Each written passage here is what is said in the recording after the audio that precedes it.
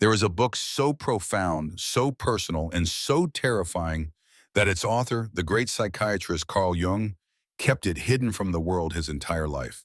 For decades after his death, his family kept it locked away in a Swiss bank vault, believing the world was not yet ready for its contents. This is the story of Liber Novus Latin for the New Book, but known to the world simply as the Red Book. This is not a theoretical work. It is not a polished academic text. It is a raw, unfiltered, and breathtakingly illustrated record of Jung's own journey into the abyss. From roughly 1914 to 1930, following his painful break with his mentor Sigmund Freud, Jung embarked on what he called his confrontation with the unconscious.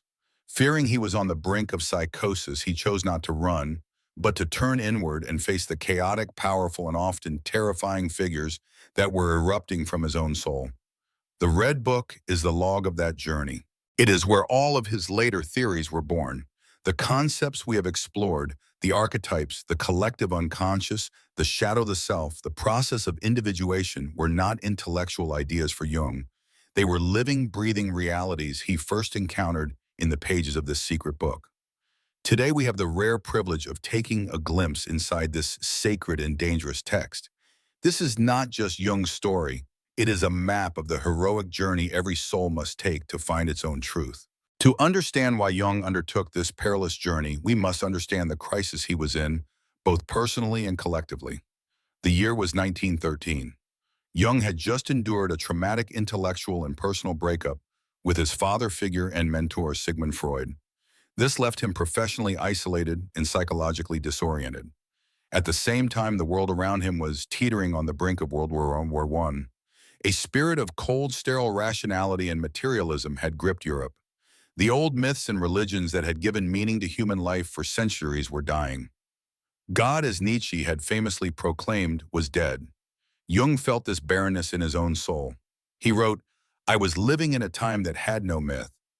He felt his life was empty, without meaning. He called this the spirit of this time, a spirit that valued only reason, science, and the external world while denying the reality of the soul. But from the depths of his own psyche, another spirit began to speak. He called it the spirit of the depths. This was the ancient, timeless, non-rational spirit of humanity, the voice of the unconscious, which speaks in dreams, symbols, and myths. These two spirits were at war within him. The spirit of this time told him his visions were symptoms of psychosis. The spirit of the depths told him that the sickness was not in him, but in a world that had forgotten its soul. Jung made a courageous choice. He decided to sacrifice the certainty of the spirit of this time to listen to the strange, terrifying whispers of the spirit of the depths. It was a conscious decision to risk his own sanity to find a new living myth that could heal both himself and his time. How does one begin a conversation with their own soul? Jung knew he could not use the tools of his rational daytime mind. He needed a new method. Through his terrifying self-experimentation, he developed and refined a technique he later called active imagination. This is the core method used throughout the Red Book. Active imagination is not the same as passive daydreaming. It is a conscious focus and courageous dialogue with the figures of the unconscious. The process involves deliberately entering a meditative, receptive state, focusing on a dream image or a mood, and allowing a fantasy to unfold. But here is the crucial step. Instead of just observing the fantasy, you actively participate in it.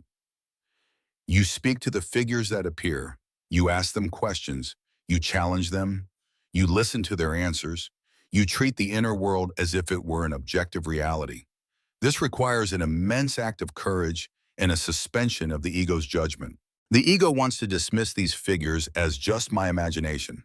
The practice of active imagination requires you to honor them as autonomous parts of your psyche with their own wisdom and their own agenda. Jung would sit in his study and literally speak aloud to the figures who came to him. He would ask them, "What do you want from me? What am I to do?" And he would patiently write down their shocking, profound, and often cryptic replies.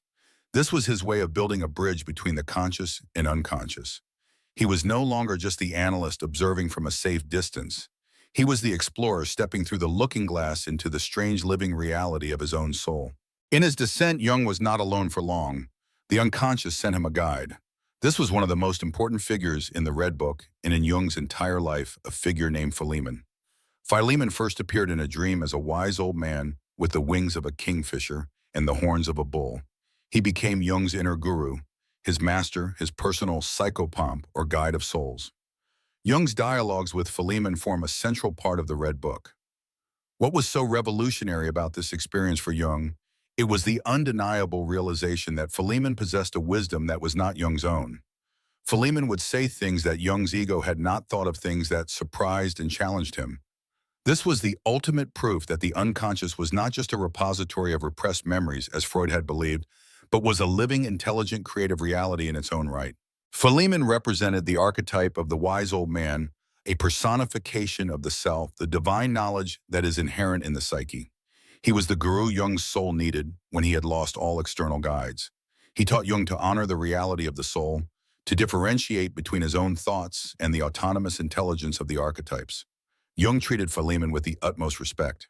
He would walk up and down his garden, having long, impassioned conversations with this inner figure. This relationship was so real and so important that it healed Jung's sense of isolation. He was no longer alone in his psyche. He had found a master within. This encounter with Philemon was the turning point that allowed Jung to navigate the rest of his journey with a sense of guidance and purpose. Philemon represented the archetype of spiritual insight and intellect. But the psyche seeks balance. Soon after Philemon appeared, Jung encountered another set of crucial figures, a beautiful young woman named Salome, who was blind, and her companion, a great serpent. Together they represented a completely different kind of wisdom. If Philemon was the spirit, Logos, Salome was the soul, Eros. She is a personification of Jung's own anima, his inner feminine. Her blindness is symbolic.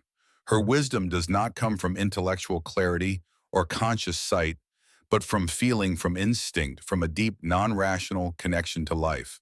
She represents the wisdom of the heart and the body. The serpent, her companion, is one of the oldest and most powerful archetypes.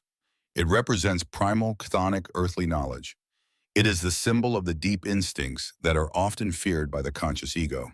It is also a symbol of healing and transformation, as the snake sheds its skin to be reborn. The appearance of Salome and the serpent was essential for Jung's integration. His life up to that point had been dominated by the masculine principle of logos, science, intellect, reason. His soul was calling for him to honor the feminine principle of eros, relatedness, feeling, and the wisdom of the body. The dialogues with these figures were often challenging. They confronted Jung's intellectual pride and forced him to value a different kind of truth, one that is felt rather than thought. The union of these two pairs, the intellectual, spiritual Philemon and the blind, instinctual Salome, represents the great alchemical theme of the conjunctio, the marriage of opposites.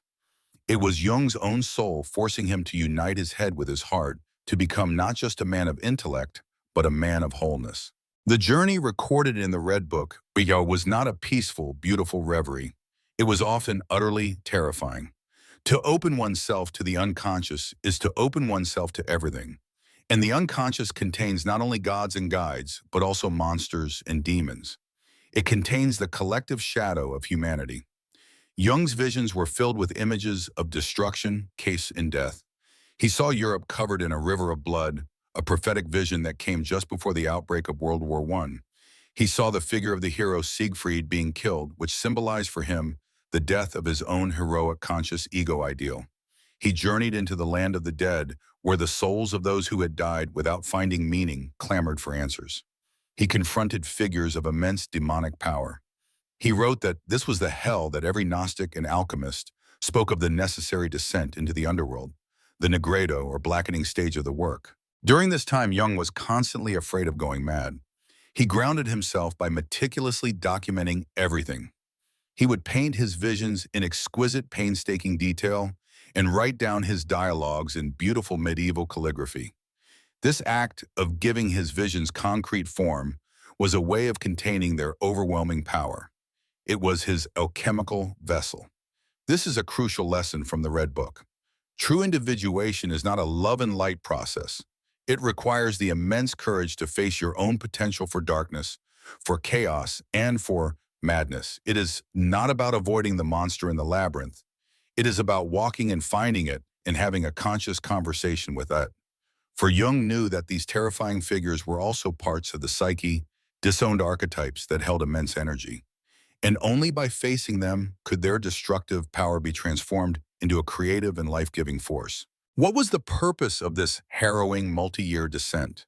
What was the treasure Jung was seeking in the land of the dead? It was not a simple answer or a philosophical doctrine. The ultimate goal of this entire journey was for Jung to find his own myth. He believed that modern humanity was sick because it had lost its connection to the great myths that had guided our ancestors for millennia. In a world of science and rationality, we had forgotten the symbolic language of the soul. Life had become barren, a story told by an idiot full of sound and fury, signifying nothing. A person cannot live a meaningful life, Jung argued, without a myth, a guiding story that connects their small, personal life to something larger, something eternal. The old collective myths of religion were no longer alive for many modern people. Therefore, the task for the modern individual was to rediscover a personal myth, a story that was uniquely theirs, emerging from their own direct experience of the unconscious. The Red Book is the epic tale of Jung's own myth-making. The figures he met, Philemon, Salome The Serpent, were not just psychological concepts. They became the gods and goddesses of his own inner pantheon. His journey through the underworld was his own hero's journey. By undertaking this confrontation, he moved beyond being a mere product of his time and became the protagonist of his own sacred story. This, he believed, was the antidote to the meaninglessness of modern life. It is the only thing that can truly save a person from despair. It is not about believing in an old story told by others, but about having the courage to discover and live out the great, unique, and mythic story that is written in the depths of your own soul. The Red Book was Jung's private laboratory, his personal journey. He never published it. So how did this secret, mystical experience change the world? Because everything that came after all of the world-renowned psychological theories that we now call Jungian psychology was built upon the foundation of what he discovered in these pages. The Red Book was the raw experience. The later works were the map he drew from it.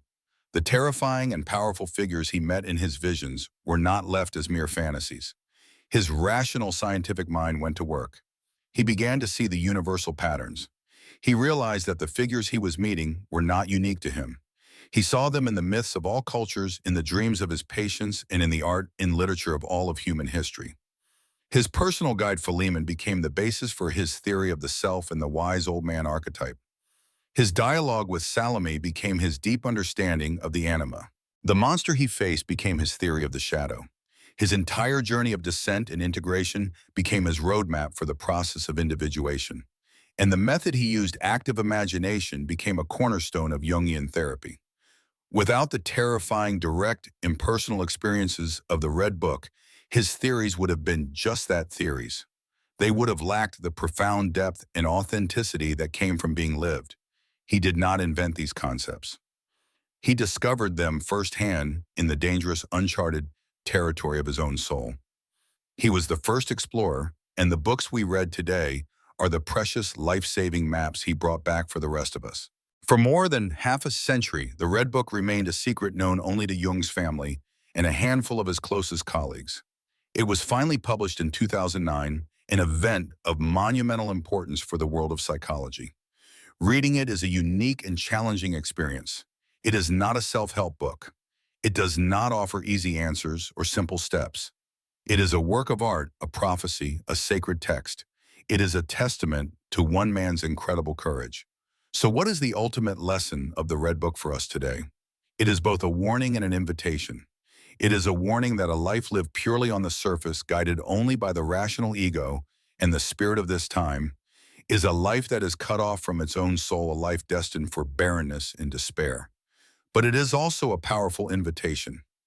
It is a call to have the courage to undertake your own confrontation with the unconscious. It invites you to take your own inner life seriously, to honor your dreams, to listen to your fantasies, to dialogue with the conflicting parts of yourself, to have the courage to face your own darkness. The Red Book shows us that the psyche is not a machine to be fixed, but a mystery to be experienced. It teaches us that the figures within our own minds are real living forces that demand a relationship. You do not need to be a great psychiatrist or a visionary artist to begin this journey. You only need to be brave enough to ask the question Jung asked his soul in its moment of greatest despair. What am I to do? And then you must be quiet enough and patient enough to listen for the answer that arises from your own depths. The Red Book is ultimately a story of rebirth. It is the story of a man who allowed his old successful but one-sided personality to die so that a new, more whole and more authentic self could be born. Jung's journey through the underworld was not an escape from life, but a journey for the sake of life. He did not return with a set of dogmas or a new religion. He returned with a renewed connection to his own soul, a personal myth that gave his life meaning and became the source of his incredible creativity and wisdom for the rest of his days. He proved that the path to a meaningful modern life is not through rejecting the ancient, mythic parts of ourselves, but by integrating them. The legacy of the Red Book is a testament to the fact that the human psyche has its own innate healing intelligence.